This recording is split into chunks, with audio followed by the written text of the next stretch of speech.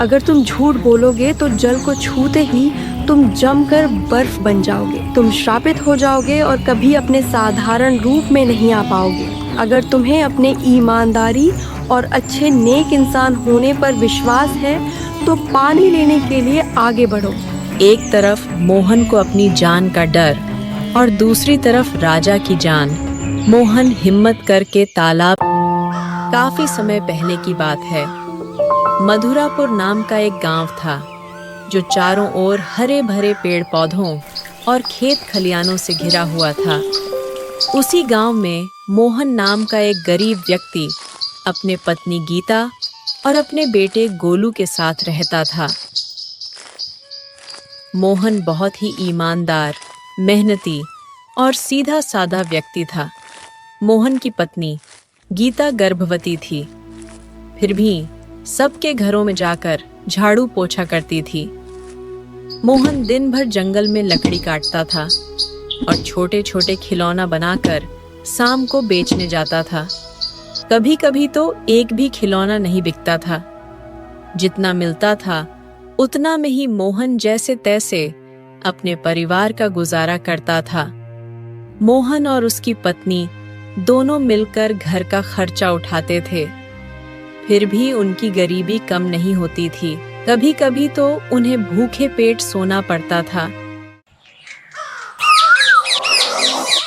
मोहन बहुत ही मेहनती व्यक्ति था, लेकिन किस्मत उसका साथ नहीं देती थी। वह हर रोज अपनी किस्मत को कोसता था और अपने काम पर लग जाता था।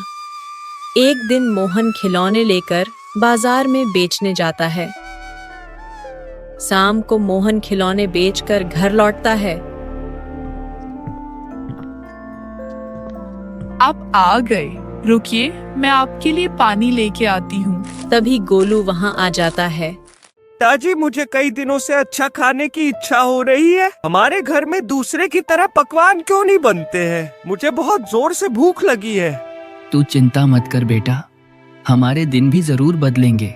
एक वक्त आएगा कि हम लोग दूसरों की तरह अच्छे अच्छे पकवान खाएंगे। फिर तेरा जो मन करेगा वही खाना। अभी जो है वही खा ले बेटा। लेकिन पिताजी एक बात बोले, पड़ोस में जब चाची के घर से पकवानों की खुशबू आती है तो मैं अपने आप को रोक नहीं पाता हूँ और वहाँ खींचा चला जाता हूँ। एक दिन तो चला भी गया था, लेकिन चाची ने मुझे देखकर खाना को छुपा लिया और मुझे वहाँ से भगा दिया। और मुझे लालची भिखारी पता नहीं क्या क्या कहने लगी, तो मैं वापस आ गया। ये सब सुनकर गीता के आंखों से आंसू बहने लगे। देखते ही देखते रात हो जाती है। सब लोग सो जाते हैं। अगली सुबह मोहन भी कुछ नहीं बोला, चुपचाप कुल्हाड़ी उठाई और जंगल की तरफ चल पड़ा। मोहन अपने बेटे की बात सुनकर बहुत दुखी था और अपने आप को बहुत लाचार समझ रहा था। क्या मैं अपने बेटे को अच्छा खाना भी नहीं दे सकता हूँ? कैसा पिता हूँ मैं। लेकिन अब मैं कड़ी मेहनत करूँगा और अपने परिवार को खुश रखूँगा। मोहन ये सब सोचते सोचते जंगल की गहराइयों में बढ़ता ही चला गया। चलते चलते थक गया और वह एक घनी वृक्ष के छाव में बैठ गया। हे भगवान, ये कैसी परीक्षा ले रहा है तू? मैं जाऊं तो जाऊं कहाँ? मर्द होने की वजह से खुलकर किसी के सामने रो भी नहीं सकता। अगर गीता और गोलू मुझे रोते हुए इस हालत में देख लिए तो उनके मन को बहुत ठेस पहुंचेगी। वह दोनों बहुत दुखी हो जाएंगे और उनकी हिम्मत भी टूट जाएगी। पता नहीं किस कर्मों का फल मिल रहा है मेरे परिवार को। इतना सब कहते कहते मोहन धीमी आवाज में रोने लगता है। देखते ही देखते शाम हो जाती है। मोहन अपने घर नहीं लौटता है। उधर गीता और गोलू मोहन के इंतजार में बैठे हुए थे। पता नहीं तुम्हारे पिताजी कहाँ रह गए, इतना देर हो गया अभी तक नहीं लौटे हैं। हाँ माँ, पिताजी को गए हुए काफी समय हो गया है। लगता है आज खिलौने की अच्छी बिक्री हो रही होगी, इसलिए उनको लेट हो रहा है आने में। तू ठीक कह रहा है गोलू, तुम्हारे पिताजी कभी लेट नहीं करते हैं। दोनों मोहन का इंतजार करते करते बेड पे लेट जाते हैं। कुछ देर बाद ही गोलू दर्द से जोर जोर से कहराने लगता है। क्या हुआ तुझे, तू रो क्यों रहा है? माँ, मेरे पेट में बहुत जोर से दर्द हो रहा है। कुछ करो माँ, अब बर्दाश्त नहीं हो रहा है। बेटा तू शांत हो जा, मैं कुछ करती हूँ। गीता गोलू को ऐसे हाल में देखकर घबरा जाती है। हे प्रभु, पता नहीं मोहन कहाँ रह गए। अब मैं क्या करूँ, घर में कोई दवाई भी नहीं है। गोलू जोर जोर से रोने लगता है। अब मैं नहीं बचूंगा। पिताजी को बुलाओ, मुझे बचा लो माँ। ऐसा मत कह बेटा, तुम्हारे पिताजी आते ही होंगे। गीता घबराई हुई अपने रसोई घर में जाती है और गोलू के लिए काढ़ा बनाकर ले आती है। बेटा ये काढ़ा पी ले, तुझे आराम मिलेगा। गोलू उठकर काढ़ा पी लेता है। काढ़ा पीने के कुछ देर बाद ही उसे आराम मिलता है और वह सो जाता है। गीता गोलू की ऐसी हालत देखकर फुट फुट कर रोने लगती है। हे भगवान, ये कैसे दिन देखने पर रहे हैं। न जाने कब ये सब ठीक होगा। मोहन भी अभी तक आए नहीं। दूसरी तरफ मोहन जंगल में अपनी किस्मत पर रो रहा था। मोहन उदास होकर आसमान की तरफ देखते हुए बातें कर रहा था कि अचानक उसके कानों में चीखने की आवाज आई। बचाओ बचाओ, कोई मेरी मदद करो। मोहन उठा और इधर उधर देखने लगा। अचानक उसकी नजर एक राजा पर पड़ी जो जमीन पर गिरा हुआ था और राजा के ऊपर एक मंत्री ने तलवार ताना हुआ था। आज आपको कोई नहीं क्या बचाने आएगा महाराज। आज तो आपका आखिरी दिन है, उसके बाद मैं राजा बन जाऊंगा।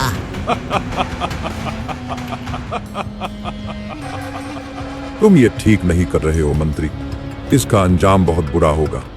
राजा की बात सुनकर मंत्री हंसने लगता है। उतना में ही मोहन एक पत्थर उठाकर मंत्री के सर पर मार देता है। मंत्री बेहोश होकर जमीन पर गिर जाता है। राजा हैरान होकर देखने लगता है। राजा की उम्र ज्यादा होने के कारण उनकी हालत ठीक नहीं थी। राजा के शरीर पर कई जख्म भी पड़ गए थे। मोहन तुरंत उनके पास जाता है। महाराज, आप ठीक तो है? आपको ज्यादा चोट तो नहीं आई ना?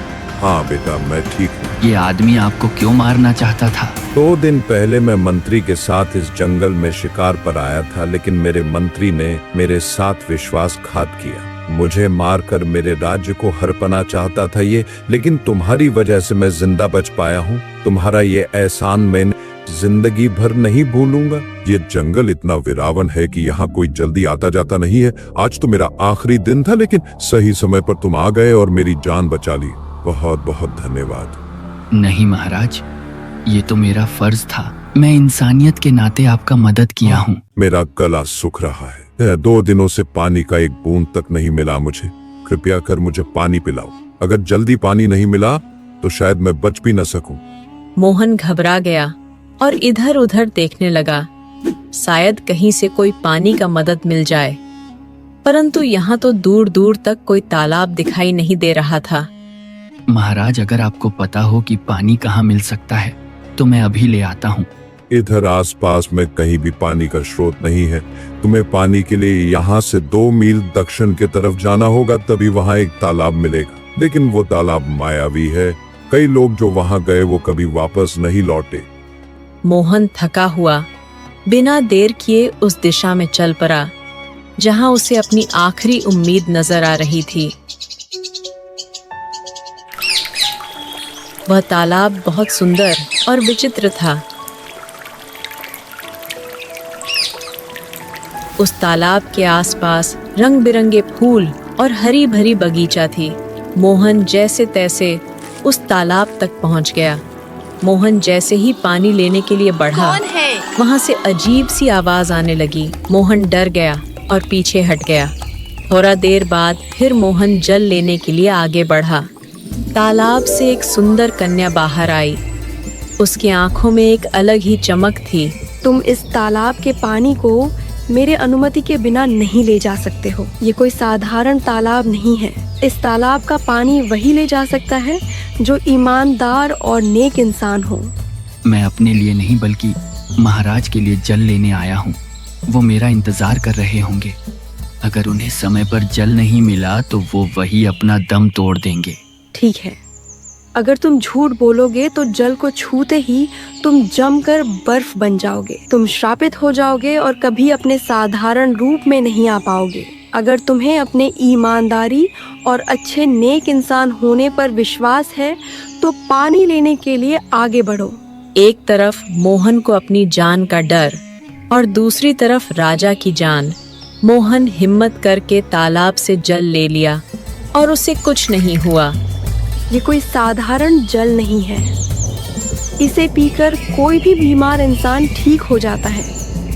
और अगर कोई व्यक्ति कोई मुसीबत में रहता है तो इस जल की मदद से उसके सारे मुसीबत का हल निकल आता है।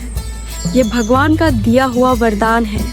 तुम अब इस जल को ले जा सकते हो। इतना कहते ही वो कन्या गायब हो जाती है। मोहन जल लेकर वहां से निकल जाता है।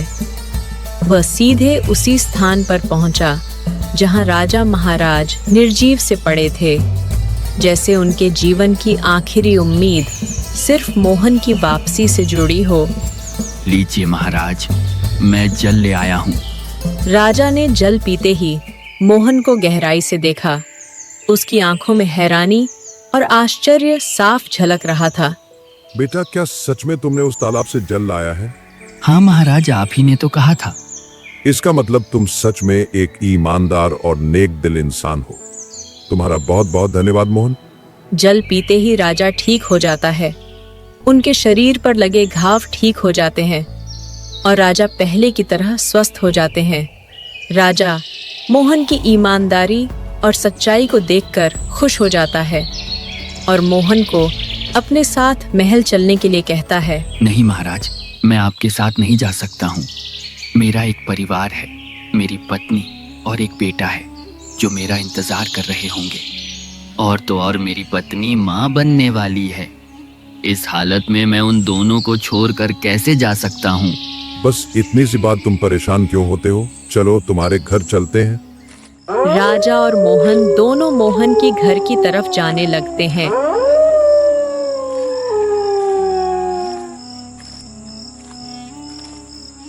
मोहन अपने घर पहुंचते ही गीता को आवाज लगाता है।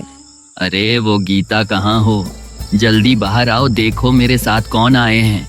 गीता मोहन की आवाज सुनकर बाहर आती है। आप कहाँ थे इतनी देर से? ये कौन है आपके साथ? ये पास के गांव के राजा है। प्रणाम महाराज। आज मोहन ने मेरी जान बचाई है। इसके बदले मैं तुम लोगों के लिए कुछ करना चाहता हूँ, इसलिए मैं तुम सबको अपने साथ अपने महल ले जाना चाहता हूँ। नहीं महाराज, हम लोग आपके साथ कैसे जा सकते हैं? हाँ महाराज, गीता ठीक कह रही है आप। वहाँ तुम लोगों को किसी भी चीज की कोई परेशानी नहीं होगी। राजा गीता और मोहन को अपने साथ चलने के लिए मना लेता है।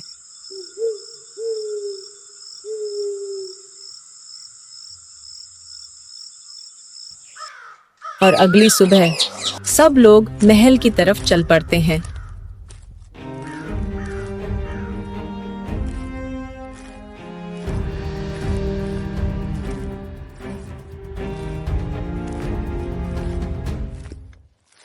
महल बहुत बड़ा और सुनहरा था। वहां की दीवारें चमक रही थीं। महल में हर तरफ सेवक सेविकाएं काम में लगे हुए थे। बगीचों में चारों तरफ रंग बिरंगे फूल थे। गीता और गोलू ने जिंदगी में पहली बार इतना बड़ा महल देखा। माँ, हम इस महल में रहेंगे। हाँ बेटे, कुछ दिनों तक हम लोग यहीं रहेंगे। मोहन, आज से ये महल तुम्हारा भी घर है। तुम्हें किसी चीज की कमी नहीं होगी। इधर राजा की पत्नी का रो रो कर बुरा हाल हो गया था। रानी जी, महाराज महल लौट आए। ये सुनकर रानी गायत्री भागते हुए महाराज के पास आती हैं। आप कहाँ थे महाराज? इतने दिनों से आपका ना कोई संदेश आया, ना कोई पता। मैं कितना परेशान थी। क्या बताऊं तुम्हें महारानी जी, बहुत लंबी कहानी है। तुम मोहन और उसके परिवार से मिलो। आज मैं आपके सामने खड़ा हूं तो सिर्फ मोहन की वजह से। अगर मोहन समय पर नहीं आता तो आज मैं आपके बीच खड़ा नहीं होता। मोहन, तुम्हारा बहुत बहुत धन्यवाद। तुमने मेरे महाराज की जान बचाई है। ये तुम्हारा उपकार मैं कभी नहीं भूलूंगी। ये तो मेरा फर्ज था महारानी जी। आप मुझे ऐसा बोलकर शर्मिंदा न करे। ये मेरी पत्नी गीता है जो गर्भ से है। मैं चाहता हूँ कि इसका ख्याल रखा जाए और मैं इस महल में कुछ न कुछ काम किया करूँगा जैसे और अब सेवक करते हैं। तुम मेरे मेहमान हो और तुमसे काम करवाने का पाप मैं अपने ऊपर नहीं लूंगी। तुम जितना दिन चाहो यहाँ आराम से रह सकते हो। तुमने महाराज के साथ साथ इस राज्य के कर्ता धर्ता की जान बचाई है। आपका बहुत बहुत धन्यवाद महारानी जी। रानी गीता को उसके कक्ष में ले जाती है। गीता, तुम्हें किसी चीज की जरूरत हो तो यह दासी तुम्हारे साथ रहेगी, इसे बता देना। गीता भावुक हो जाती है और उसके आंखों से आंसू गिरने लगते हैं। क्यों रो रही हो गीता? महारानी, आज से पहले मेरा इतना ख्याल किसी ने भी नहीं रखा है और हम गरीब लोग दूसरे के यहाँ काम करके अपना पेट पालते थे। तुम लोग दिल से नेक और अमीर हो और जो दूसरों की मदद करता है उसकी मदद भगवान करते हैं। तुम अब किसी बात का चिंता मत करो, तुम्हारे बच्चे पर बुरा असर पड़ेगा। जी महारानी जी। काफी समय बीत गया। सब लोग महल में खुशी खुशी रह रहे थे। 2 महीनों बाद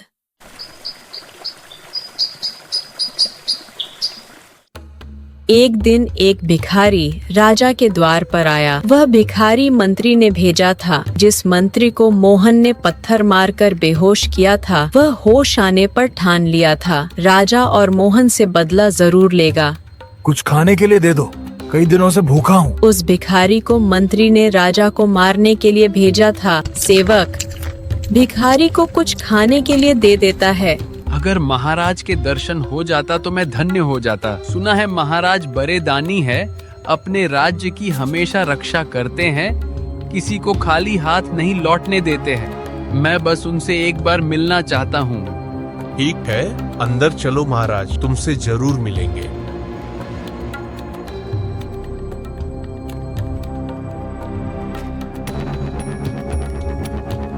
महाराज, एक भिखारी आपसे मिलने आया है। कहो, क्या चाहिए तुम्हें? राजा भिखारी से पूछ ही रहे होते हैं। उतना ही देर में भिखारी अपने झोला से एक खंजर निकालता है और राजा के गर्दन पर रख देता है। आज तू नहीं बचेगा राजा, आज तेरा खेल खत्म। आखिर मकसद क्या है तुम्हारा? मुझे मारना क्यों चाहते हो? तू उस मंत्री को भूल गया, मैं उसी का आदमी हूँ। आज तुझे मारकर मंत्री को राजा बना दूंगा। तू बच नहीं पाएगा, अभी भी मौका छोड़ दे मुझे। कुछ ही देर में वो मंत्री भी वहाँ आ जाता है। सब लोग हैरान हो जाते हैं। मोहन छुपकर ये सब देख रहा था। मुझे कुछ करना होगा, नहीं तो ये लोग महाराज को मार देंगे। मोहन चुपके उस भिखारी के पीछे जाता है और उसके पीछे से वार करता है। भिखारी के हाथ से वो खंजर जमीन पर गिर जाता है। इतना में ही सिपाही आकर उस बेहरूपीय भिखारी को पकड़ लेता है। मंत्री को भी बंदी बना लिया जाता है। दोनों राजा के सामने बहुत गिरा रहे थे। राजा ने भिखारी और मंत्री को उम्र कैद की सजा सुना दी। मोहन, आज एक बार फिर तुमने मेरी जान बचाई। तुम्हारी जितनी भी तारीफ किया जाए उतनी कम है। आज से तुम इस महल के मंत्री हो और मेरा बेटा भी। हम दोनों मिलकर इस महल और राज्य की रक्षा करेंगे। ये तो मेरा सौभाग्य होगा। फिर दोनों मिलकर खुशी खुशी उस महल में रहने लगते हैं।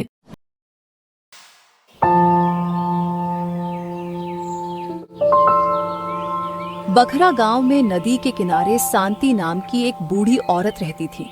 कुछ साल पहले तक वो लोगों के घर जाकर झाड़ू बर्तन करके पैसे कमाती थी, लेकिन अब उम्र के बोझ से लाचार होकर उसे काम छोड़ना पड़ा। उसकी 2 बेटियां थीं, ममता और सोना। दोनों बेटियों का विवाह एक ही गांव में हुआ था जो नदी के किनारे बसता था। ममता एक बहुत ही अच्छी और समझदार लड़की थी, जबकि सोना बहुत ही खरुश और निर्दय किस्म की लड़की थी। हमेशा अक्कड़ से भड़ी रहती थी।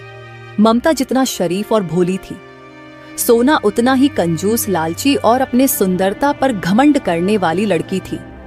सोना ममता की छोटी बहन थी, लेकिन वह हमेशा ममता के साथ दुर्व्यवहार किया करती थी।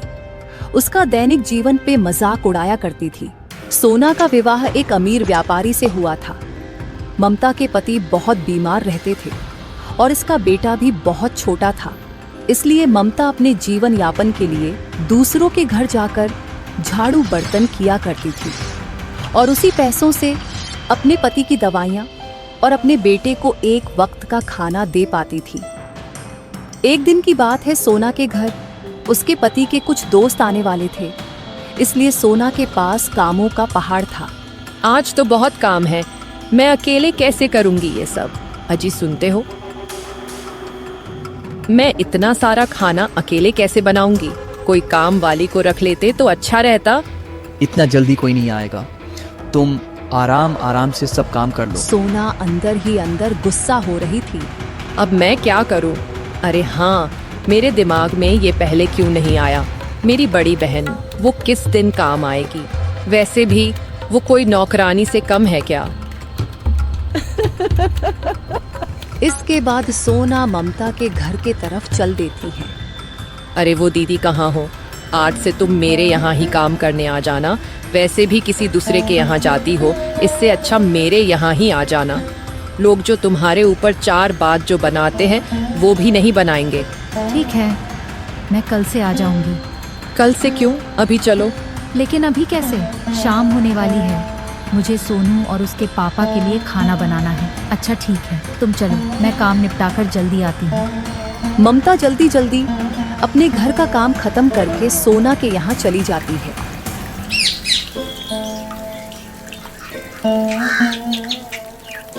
इतना देर लगा दी आने में, चलो अब जल्दी जल्दी काम पर लग जाओ।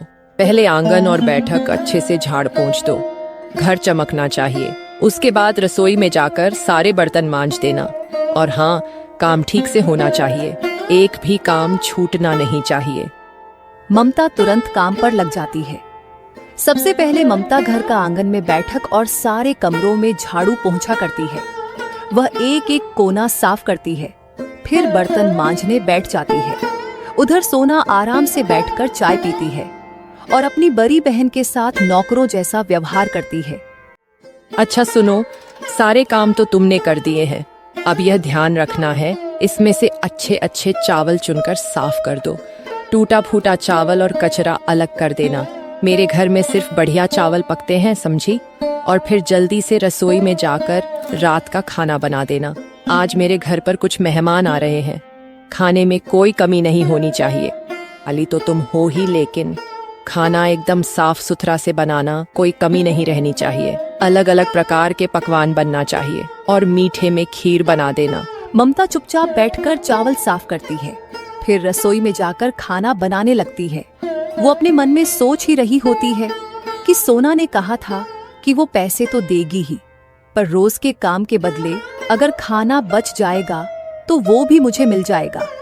ममता सोच रही थी इन चावलों में से उसे भी थोड़ा मिलेगा। जैसा तुमने कहा था, मैंने अच्छे चावल और टूटे हुए कंकड़ वाले चावल दोनों अलग अलग कर दिए हैं, तुम देख लो। सारे काम निपटाने के बाद ममता घर जाने लगती है।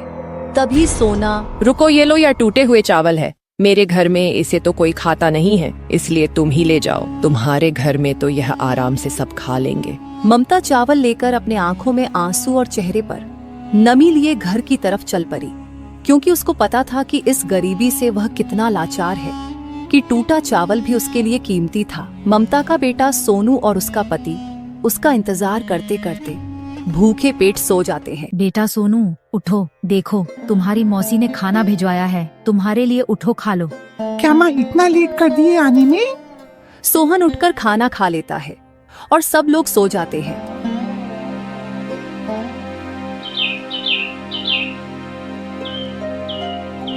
फिर अगली सुबह वही सिलसिला शुरू हो जाता है। आज जल्दी आ गई हो दीदी, घर में कुछ काम नहीं था क्या, या कुछ था ही नहीं बनाने के लिए? नहीं, आज जल्दी काम हो गया था, इसलिए जल्दी आ गई हूँ। हाँ ठीक है, अपने काम पर लग जाओ। ममता फिर से अपने काम पर लग जाती है।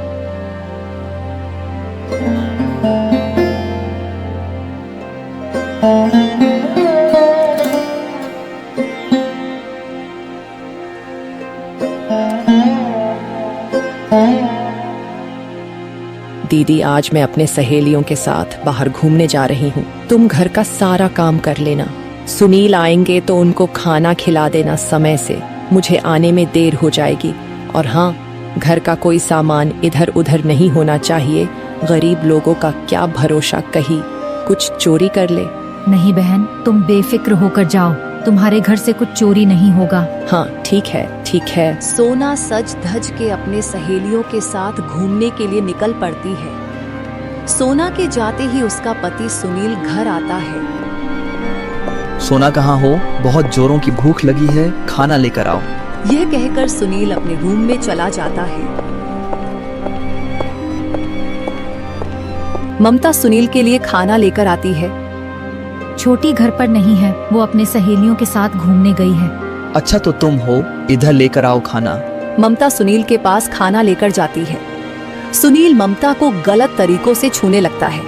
तुम्हारा पति तो कभी तुम्हें खुश नहीं रख पाया, तुम्हें दूसरों के यहाँ जाकर काम करना पड़ता है। चलो आज से तुम मेरा सेवा करना, मैं तुम्हें खुश रखूंगा और दूसरों के यहाँ काम करना नहीं पड़ेगा।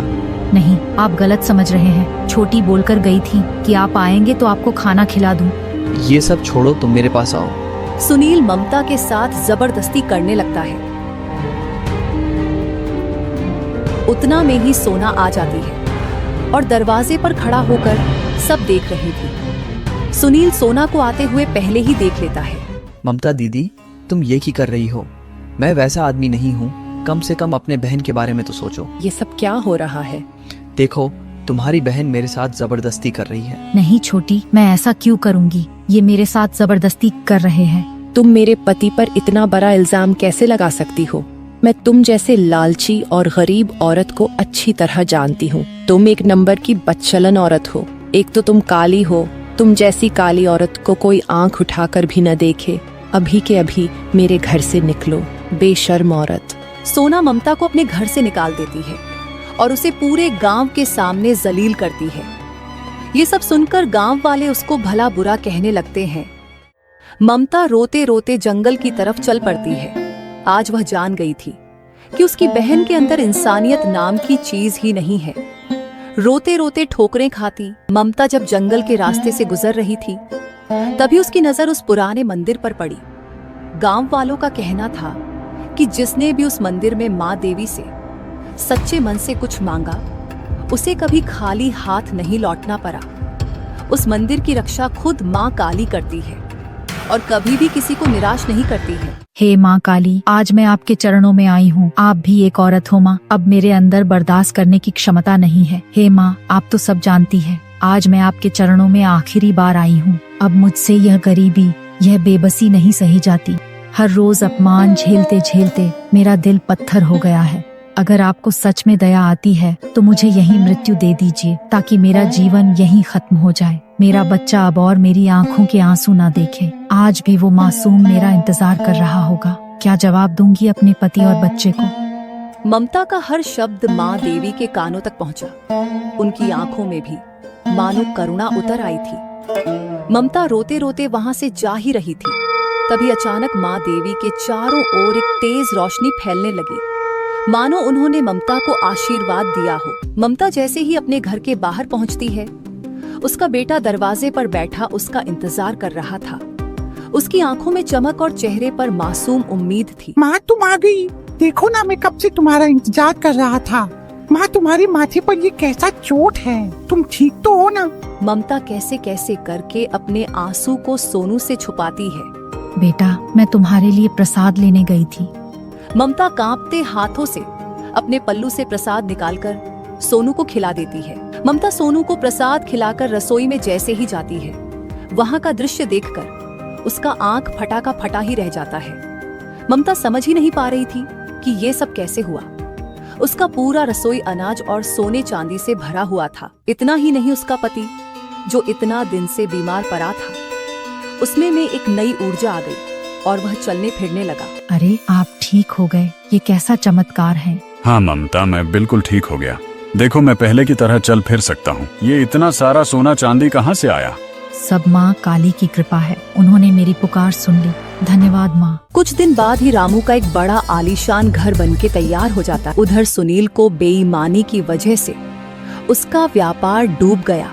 और जो भी बचा था सब बेच दिया। गरीबी में दोनों अपना जीवन व्यतीत करने लगे। इधर ममता अपने परिवार के साथ खुशी खुशी रहने लगी।